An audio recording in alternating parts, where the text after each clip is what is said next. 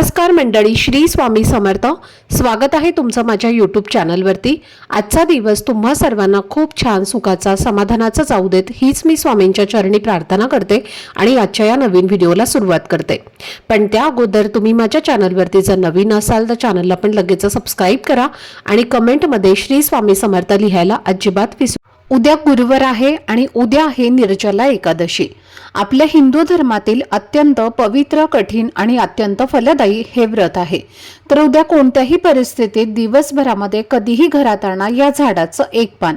शत्रू तुमच्या समोर लोटांगण घालतील, पतीची, मुलांची आणि घराची प्रगती होईल.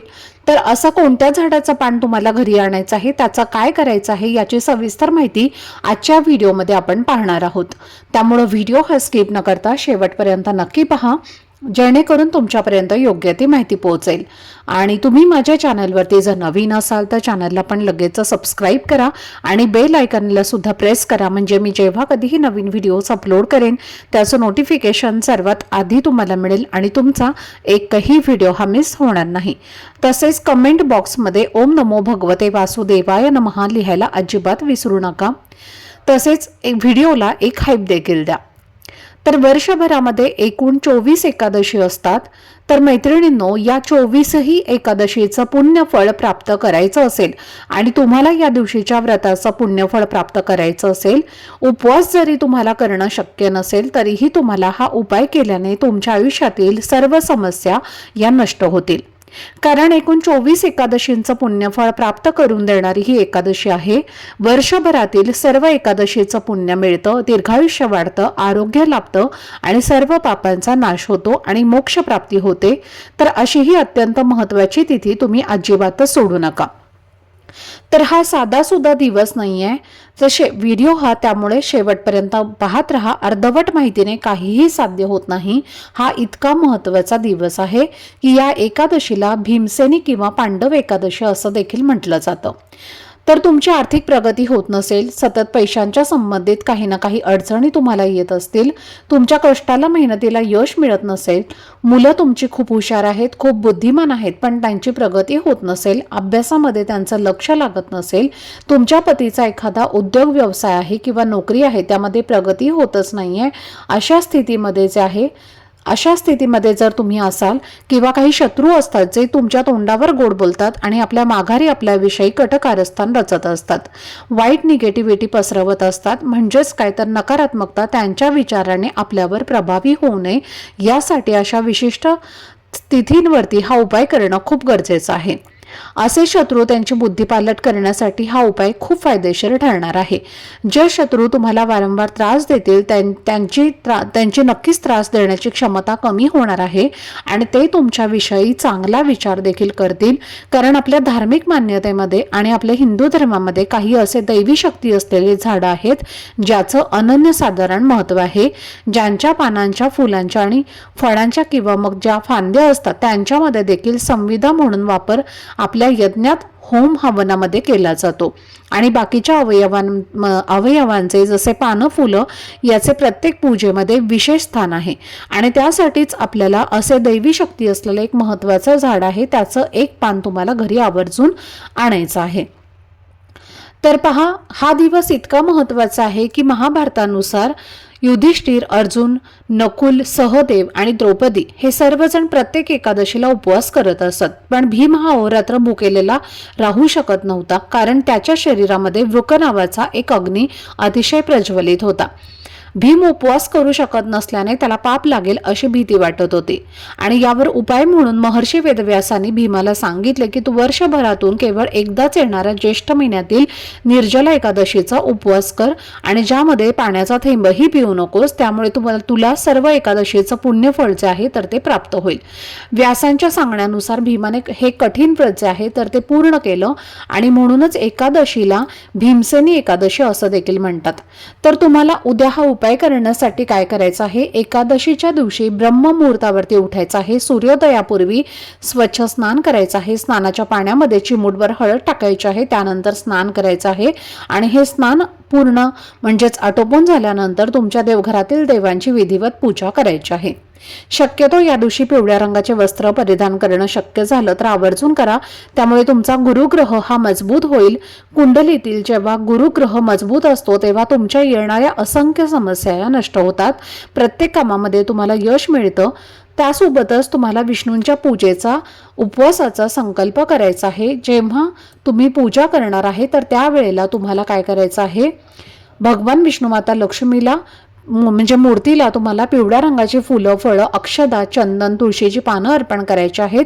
जर तुमच्या घरामध्ये भगवान विष्णूंची मूर्ती असेल तर माता लक्ष्मी आणि भगवान विष्णू यांची जरी एकत्रित मूर्ती असेल किंवा विठ्ठल रुक्मिणीची जर तुमच्याकडे मूर्ती असेल किंवा मग बाळकृष्णाची जरी मूर्ती असेल तर त्यावर तुम्ही शक्य असेल तर आवर्जून अभिषेक करायचा आहे.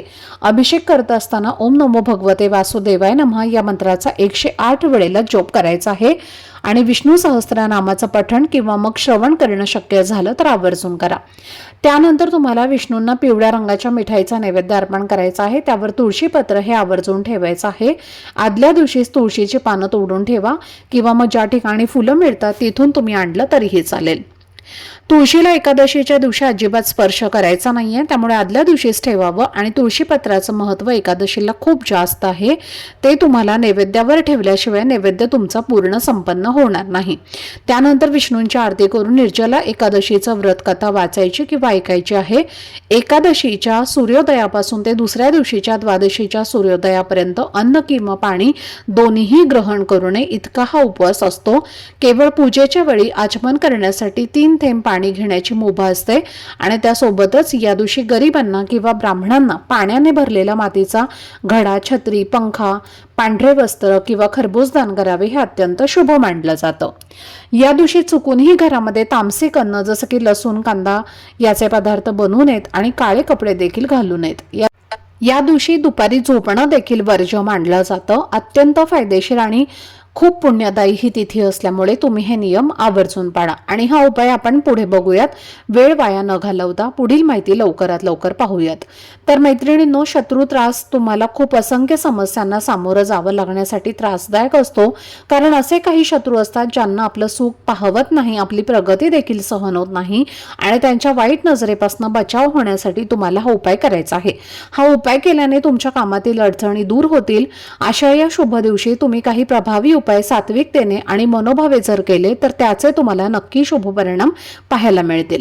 या व्रतामुळे घरातील नकारात्मकता, क्लेश, पैशांची चणचण कायमची दूर होते आणि त्यामुळे प्रत्येकाने ही कथा ऐकलीच असेल तर नक्की शुभ ठरणार आहे आणि त्यासोबतच हा उपाय देखील खूप प्रभावी ठरणार आहे. चला तर मैत्रिणींनो, तुम्ही सर्वांनी ही कथा ऐकलेलीच असेल आणि खूप महत्त्वाची आहे आणि आजच्या या शुभ दिवशी तुमच्या कानावर ही कथा पडल्यास नक्कीच त्याचे शुभ परिणाम तुम्हाला पाहायला मिळतील. चला आता आपण वळूयात आपल्या मुख्य विषयाकडे. तर तुम्हाला दिवसभरात कोणत्या अशा पवित्र दैवी शक्ती असलेल्या झाडाचं पान घरी आणायचं आहे ते आपण आता पाहूयात.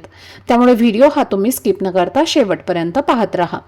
आणि त्या पानाचं काय करायचं, मंत्र कोणता म्हणायचा आणि त्याचे शुभ परिणाम नक्कीच तुम्हाला चांगले मिळणार आहेत. जर योग्यरित्या तुम्ही हा उपाय केला तर त्यामुळे व्हिडिओ शेवटपर्यंत नक्की बघावा. शक्यतो तुम्ही सकाळी 11 वाजेपर्यंत केला तर उत्तम ठरेल. ब्रह्ममुहूर्तापासून 11 वाजेपर्यंत. आणि तुम्हाला संध्याकाळी हा उपाय करता येणार नाही कारण संध्याकाळी कोणत्याही झाडाला स्पर्श केला जात नाही. म्हणून तुम्ही सकाळी लवकर हा उपाय करण्याचा प्रयत्न करा. आणि जर समजा तुम्हाला नाही शक्य झालं तर मग तुम्ही संध्याकाळी तेणी सांजेच्या आत म्हणजे 5 वाजेपर्यंत साधारण हा उपाय करू शकता. यामध्ये मी 2 उपाय सांगणार आहे. एक जे पान आहे तर ते तुम्हाला कुठेही मिळेल आणि ते पान म्हणजेच नागवेलीचं पान म्हणजेच विड्याचं पान. हे तुम्हाला ज्या ठिकाणी फुलं मिळतात तिथे देखील मिळून जाईल. तर विड्याचं पान हे आपल्या सनातन हिंदू धर्मामध्ये अत्यंत शुभ आणि पवित्र पूजनीय मानलं जातं. कोणत्याही लहान मोठ्या पूजेमध्ये कलश स्थापनेसाठी शुभ कार्यात विड्याच्या पानांचा वापर अनिवार्य आहे. तर हिंदू धर्मशास्त्रात विड्याच्या पानांचं महत्त्व आणि त्यामागचं कारण हे बघूयात. हिंदू पुराण कथानुसार समुद्र मंथनाच्या वेळी विड्याच्या पानांची उत्पत्ती झाली होती. या पानामध्ये वेगवेगळ्या भागात प्रामुख्याने देवी देवतांचा वास असतो. पानाच्या अग्रभागात म्हणजे शेंड्याला यामध्ये माता लक्ष्मी आणि इंद्रदेव निवास करत असतात, म्हणून पूजेमध्ये शेंडा हा तुटलेला कधीही वापरत नाहीत. पानाचा शेंडा म्हणजे देठ असलेला पान वापरतात. पानाचा मध्यभाग यामध्ये माता सरस्वतीचा वास असतो, जी बुद्धी आणि ज्ञान प्रदान करत असते. आणि पानाचा खालचा भाग म्हणजे देठ यामध्ये प्रभू शिव आणि यमराज यांचा वास मानला जातो. पानाची डावी बाजू येथे माता पार्वतीचा वास असतो आणि पानाची उजवी बाजू येथे सूर्यदेव आणि कामतंत्राचे देव वास करत असतात. विड्याच्या संपूर्ण भागावर म्हणजे विड्याच्या पानाच्या संपूर्ण भागावर भगवान विष्णूंचा वास मानला जातो. पूजेच्या सुरुवातीला कलश स्थापन करताना कलशाच्या तोंडावर विड्याची पानं किंवा आंब्याची पानं ही ठेवली जातात. हे पानं ब्रह्मांडातील सात्विक लहरी आकर्षित करण्याचं काम करत असतात. पूजेमध्ये शेवटी देवांचा मान म्हणून तांबूल म्हणजेच 2 विड्यांची पानं, सुपारी, वेलची, लवंग आणि चुना अर्पण केला जातो. याशिवाय कोणतीही पूजा पूर्ण मानली जात नाही. विड्याचं पान घराबाहेरील किंवा मनातील नकारात्मक ऊर्जा, वाईट नजर, दोष शोषून घेत असतात, अशी देखील धार्मिक श्रद्धा आहे. पूजेच्या सुरुवातीला हातामध्ये विड्याची पानं, सुपारी, अक्षदा ठेवून पूजेचा संकल्प करण्यात येतो. इतकं महत्त्वाचं स्थान या पानाला आहे. आपल्या धार्मिक मान्यतेमध्ये म्हणून तुम्हाला या पानाचा आवर्जून एक उपाय जो आहे तर तो करायचा आहे. तर तुम्हाला यासाठी हिरवेगार स्वच्छ असं विड्याचं पान घ्यायचं आहे. पान कुठंही फाटलेलं, सुकलेलं किंवा त्याला छिद्र असलेलं घेऊ नका. अशा पानाला खंडित पान म्हटलं जातं, तर ते पान पूजेमध्ये वापरलं जात नाही. पानाचा देठ आणि वरचा टोकदार जो शेंडा असतो तो नेहमी शाबूत असावा. तर तुम्हाला उपाय करताना तुमचं मन शुद्ध असावं आणि देवावरती पूर्ण श्रद्धा असावी. उपाय करताना वापरले जाणारे पान हे कुठेही फाटलेले, सुकलेले नसावे, तरच तुम्हाला हा उपाय फलदायी ठरणार आहे. तर तुम्हाला हा उपाय करण्यासाठी सकाळी लवकर उठायचं आहे, ब्रह्ममुहूर्तावर स्नान करायचं आहे, त्यानंतर देवांची विधिवत पूजा करून लगेच हा उपाय केला तरीही चालेल. तर तुम्हाला एक विड्याचं पान लागणार आहे आणि तुम्हाला त्या देवासमोर आसन टाकून बसायचं आहे. गंगाजलाने पान स्वच्छ धुवून घ्यायचं आहे किंवा तुम्ही फक्त स्वच्छ पाण्याने धुतलं तरीही चालेल. आणि त्यावर तुम्हाला चंदनाने किंवा कुंकवाने ओम विष्णवे नमः असं लिहायचं आहे. आणि हे पान तुम्हाला भगवान विष्णूंच्या चरणी किंवा भगवान विष्णूंची मूर्ती किंवा फोटो तुमच्याकडे नसेल तर मग बाळकृष्णांच्या चरणी तुम्हाला हे पान अर्पण करायचं आहे. आणि तिथेच बसून तुम्हाला ओम नमो भगवते वासुदेवाय नमः याचा 108 वेळेला जप करायचा आहे. त्यासोबतच विष्णू सहस्त्रनामाचं पठण किंवा श्रवण करायचं आहे. आणि तिथेच बसून तुम्हाला एक वेळेला व्यंकटेश स्तोत्राचं देखील पठण करायचं आहे. विष्णू देवतांना नमस्कार करायचा आहे. तुमची जी काही इच्छा आहे तर ती तुम्हाला प्रार्थना करून व्यक्त करायची आहे. नक्कीच तुमच्या आयुष्यातील सर्व समस्या या गोष्टीने नष्ट होतील. आणि दुसऱ्या दिवशी द्वादशीला हे पान एका पिवळ्या रंगाच्या कपड्यात बांधून तुमच्या तिजोरीमध्ये किंवा ज्या ठिकाणी तुम्ही तुमचे पैसे किंवा धनसंपत्ती ठेवता, सोनं नाणं ठेवता, त्या ठिकाणी तुम्हाला हे पान ठेवायचं आहे. त्यामुळे घरात कधीही पैशाची कमतरता भासणार नाही. तर हा उपाय तुम्ही आवर्जून करा. खूप महत्त्वाचा आणि प्रभावी हा उपाय ठरणार आहे. अजून एक दुसरा उपाय आहे, तो म्हणजे एक पान जे आहे तर ते म्हणजे पिंपळाच्या झाडाचं पान. पिंपळाच्या झाडामध्ये भगवान विष्णूंचा वास असतो आणि हा उपाय तुम्हाला कर्जमुक्तीसाठी आणि धनलाभासाठी करायचा आहे. एकादशीच्या दिवशी सकाळीच पिंपळाच्या झाडाचं एक अखंड पान घरी आणायचं आहे आणि त्यासाठी तुम्हाला जायचं आहे आणि हे पान घेऊन तुम्हाला यायचं आहे. असं नाही तर सकाळी लवकर उठून सुचिरभूत होऊन तुम्हाला त्यानंतर एका तांब्यामध्ये पाणी घ्यायचं आहे, हळद, कुंकू, अक्षता, फूल घ्यायचं आहे, एक दिवा घ्यायचा आहे. शक्यतो मोहरीच्या तेलाचा दिवा घ्या किंवा मग साध्या तेलाचा घेतला तरीही चालेल. त्यानंतर जोडवात तुम्हाला कापसाची घ्यायची आहे आणि पिंपळाच्या झाडाजवळ जायचं आहे. तिथे सर्वप्रथम दिवा प्रज्वलित करायचा आहे, हळद, कुंकू, अक्षता, फूल अर्पण करायचं आहे, नमस्कार करायचा आहे, तिथे पाणी अर्पण करायचं आहे आणि त्यानंतर तुम्हाला त्या झाडाला 11 प्रदक्षिणा करायच्या आहेत. ओम नमो भगवते वासुदेवाय नमः या मंत्राचा जप करायचा आहे. आणि हे पान तुम्ही कशासाठी नेत आहात तिथे पिंपळाच्या झाडाला तुम्हाला सांगायचं आहे आणि त्याचं एक पान तुम्हाला घरी आणायचं आहे. ते पान स्वच्छ तुम्हाला धुवून घ्यायचं आहे आणि त्यावर हळदीने किंवा चंदनाने श्री असा माता लक्ष्मीचा बीजमंत्र लिहायचा आहे. हे पान तुमच्या घरातील देवघरामध्ये लक्ष्मी आणि विष्णूंच्या मूर्तीजवळ ठेवायचं आहे आणि दुसऱ्या दिवशी द्वादशीला हे पान तुम्हाला तुमच्या तिजोरीमध्ये ठेवायचं आहे. त्यामुळे देखील तुमच्या घरामध्ये पैशांचा आवक वाढतो. दोन्हीपैकी कोणतंही एक पान तुम्हाला मिळालं तर नक्की आणा. खूप महत्त्वाचं आणि खूप प्रभावी ठरणार आहे. आणि हे पान देखील तुम्ही जेव्हा उपाय करताना देवघरामध्ये ठेवणार आहात तेव्हा ओम श्री महालक्ष्मी नमो नमः, ओम नमो भगवते वासुदेवाय नमः या दोन्ही मंत्राचा 108 वेळेला जप करायचा आहे.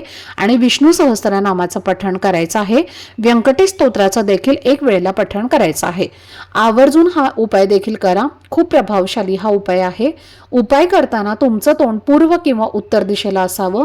एकादशीच्या दिवशी घरामध्ये पूर्णपणे सात्विकता असावी. कांदा लसूण तुम्हाला टाळायचा आहे. आणि या नियमाने तुम्ही हा उपाय जर केला तर निश्चितच प्रभावी ठरेल. तुमच्या घरामध्ये सूतक असेल तर घरात कोणालाही हा उपाय करता येणार नाही. स्त्रियांना मासिक धर्म असेल तर त्या स्त्रीने सोडून इतर कोणीही हा उपाय केला तरीही चालेल. तर हा उपाय तुम्ही उद्या दिवसभरामध्ये कधीही करू शकता. संध्याकाळी फक्त करायचा नाहीये. आवर्जून करा. आजचा हा व्हिडिओ जर तुम्हाला आवडला असेल, माहितीपूर्ण वाटलं असेल तर व्हिडिओला लाईक करा. चॅनलवरती नवीन असाल तर चॅनलला सबस्क्राईब करा. आणि हा व्हिडिओ आपल्या मित्रपरिवारासोबत जास्तीत जास्त शेअर करा. चला तर मग भेटूया पुढच्या व्हिडिओमध्ये. तोपर्यंत सर्वांना श्री स्वामी समर्थ. धन्यवाद.